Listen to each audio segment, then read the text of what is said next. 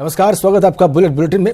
Bullet के रफ्तार से हम आपको दिखाएंगे देश और दुनिया के साथ प्रदेश की खबरें। तो आइए देखते हैं तेज रफ्तार से खबरें। कश्मीर में सुरक्षा बलों की तैनाती बढ़ाई जा रही है। यहां पर सरकार ने सुरक्षा बलों की 100 कंपनियों की तैनाती कर दी है। इनमें सीआरपीएफ की 45 और बीएसएफ की 35 कंपनियां तैनात होगी। आईटीबीपी और एसएसबी की 10-10 कंपनियां भेजी जा रही हैं। गृह मंत्रालय ने इसकी 3 महत्वपूर्ण वजह बताई हैं। इनमें कश्मीर में आगामी चुनाव, संवेदनशीलता और ऑपरेशन में पुलिस की मदद करना है। बेंगलुरु में एयर शो में भीषण आग लग गई। एयरबेस के पास पार्किंग एरिया में खड़ी करीब 100 कारों में आग लग गई। घास में आग लगने से आग फैल गई। दमकल की कई गाड़ियों ने इस पर काबू पाया। पीएम मोदी 24 फरवरी को प्रयागराज कुंभ के एक दिन के दौरे पर आ रहे हैं। पीएम के दौरे को लेकर मेला प्रशासन भी तैयारियों को अंतिम रूप देने में जुटा है। पीएम मोदी संगम पर गंगा स्नान के बाद पूजन और गंगा आरती भी करेंगे। इस दौरान पीएम कुंभ मेले के सफल आयोजन में शामिल कर्मचारियों को सम्मानित भी करेंगे। लखनऊ पहुंचे बीजेपी के राष्ट्रीय अध्यक्ष अमित शाह ने सहकारिता सम्मेलन में शिरकत की। सम्मेलन में सहकारिता विभाग के चुने हुए प्रतिनिधि शामिल रहे। सहकारिता सम्मेलन का आयोजन डॉक्टर राम मनोहर लोहिया यूनिवर्सिटी में किया गया। सहकारिता सम्मेलन में अमित शाह ने कहा कि बीजेपी सरकार ने सहकारिता के सेक्टर को मजबूत किया है। यूपी में सहकारिता की संभावनाएं सबसे ज्यादा हैं। योगी जी के नेतृत्व में सहकारी ढांचा मजबूत हो रहा है। बीजेपी की मानसिकता विकास की मानसिकता है। सहकारी संस्थाओं में अभी भी पारदर्शिता लाने की जरूरत है। पहले की सरकारों ने सहकारिता सेक्टर को चरमरा दिया था। 24 फरवरी को पीएम मोदी किसानों के लिए सरकार का पिटारा खोलने वाले हैं और किसान सम्मान निधि की प्रथम किश्त गोरखपुर से जारी करेंगे। साथ ही योजना को लॉन्च भी करेंगे।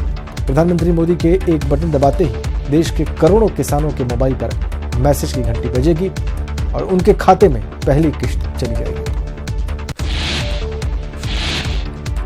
बीजेपी के राष्ट्रीय अध्यक्ष अमित शाह गोरखपुर में आयोजित होने वाले भारतीय जनता किसान मोर्चा के राष्ट्रीय कार्यकारिणी की बैठक में शामिल होने जाएंगे। 23 और 24 फरवरी को आयोजित होने वाले कार्यक्रम का अमित शाह उद्घाटन करेंगे। वहीं इस दौरान सीएम योगी आदित्यनाथ भी शामिल होंगे। यूपी में लोकसभा चुनाव के नजदीक आते ही राजनीतिक दल अपना हित साधने में जुटे हुए हैं। योगी सरकार में मंत्री और सुहेल देव भारतीय समाज पार्टी के अध्यक्ष ओम प्रकाश राजभर भी बीजेपी पर लगातार दबाव बनाने में जुटे हैं और इसका फायदा भी होता दिख रहा है। मीडिया से बातचीत में उन्होंने कहा कि बातचीत जारी है और जल्दी ही समाधान निकलेगा। हालांकि उन्होंने 26 फरवरी तक का अल्टीमेटम भी दे दिया है। 24 फरवरी को एनडीए की सहयोगी भारतीय समाज पार्टी की बड़ी रैली है। इसकी तैयारियों का जायजा लेने पहुंचे पार्टी के मुखिया और कैबिनेट मंत्री ओम प्रकाश राजभर ने कहा कि रैली स्थगित नहीं की जाएगी। मैंने भाजपा अध्यक्ष के सामने 3 मांगे रखी। मेरठ कॉलेज के छात्रों ने कमिश्नरी चौराहे पर जमकर हंगामा किया। छात्रों ने सांसद और विधायकों के पुतले फूंके। उन्होंने मांग की कि कश्मीर में धारा 370 को खत्म किया जाए और पाकिस्तान के खिलाफ सख्त कार्रवाई की जाए। मेरठ कॉलेज के छात्र कई दिनों से भूख हड़ताल पर बैठे हैं। उनमें पुलवामा हमले को लेकर गुस्सा है। मेरठ की चौधरी चरण सिंह यूनिवर्सिटी के छात्रावास में जमकर हंगामा और मारपीट हुई। गुस्साए छात्रों ने एक बाइक को भी आग के हवाले कर दिया। विश्वविद्यालय के बॉयज हॉस्टल के बाहर किसी बात को लेकर विवाद हो गया। आरोप है कि विरोध करने पर आरोपी पक्ष के युवकों ने तमंचे के बल पर छात्रों को धमकाया। इस दौरान दोनों पक्षों में जमकर मारपीट हुई। कई थानों की पुलिस फोर्स के साथ एसपी और कई पुलिस अधिकारी भी मौके पर पहुंचे। हंगामे की सूचना पर यूनिवर्सिटी कैंपस में हड़कंप मच गया।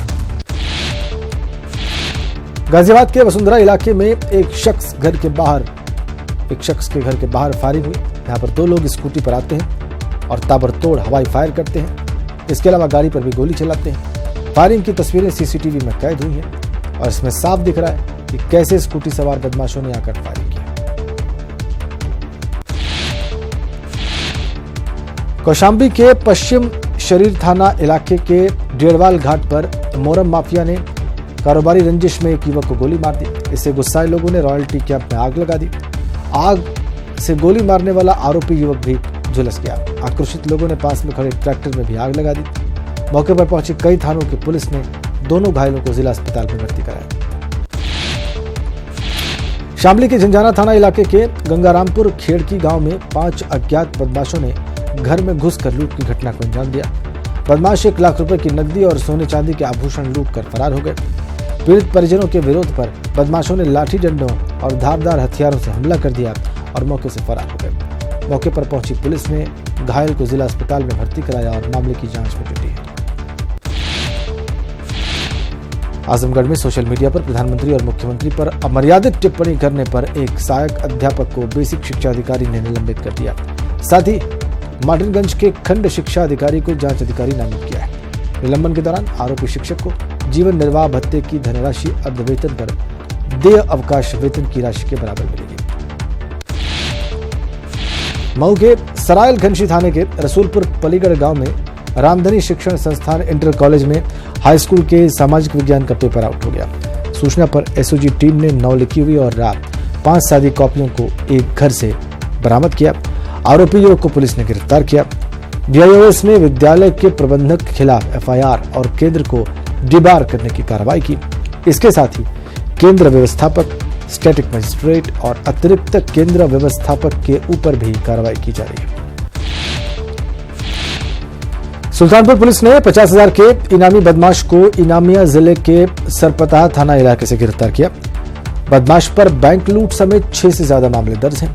पुलिस ने आरोपी से एक तमंचा, 2 जिंदा कारतूस और चोरी की बाइक और लूट के रुपए भी बरामद किए हैं।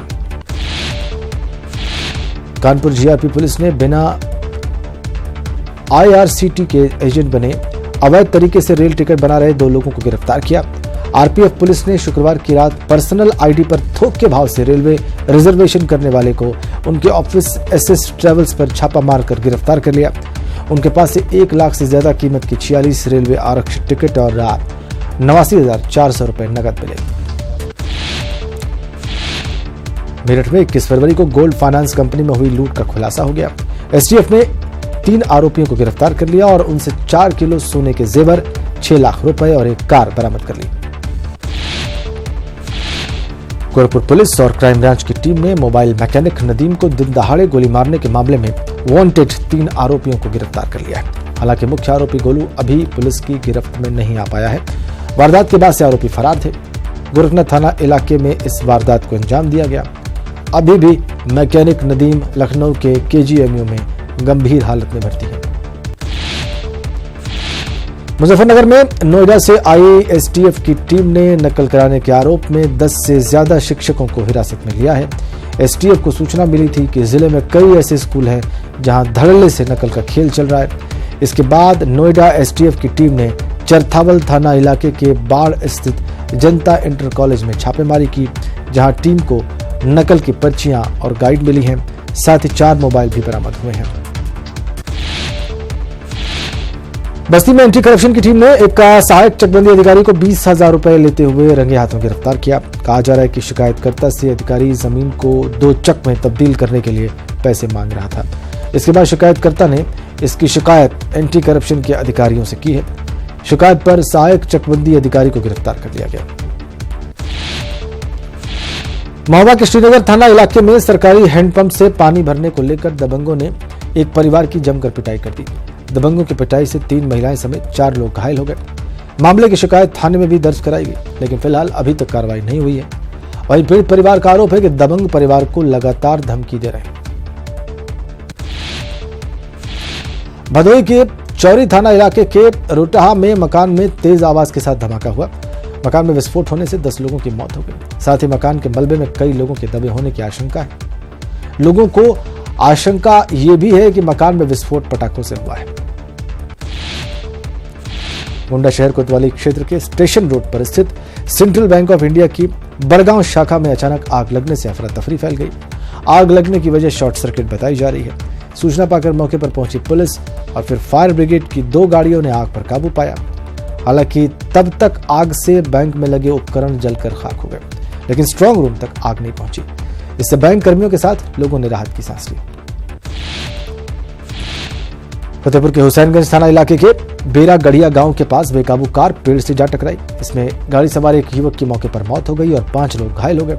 सभी घायलों को जिला अस्पताल में भर्ती कराया गया।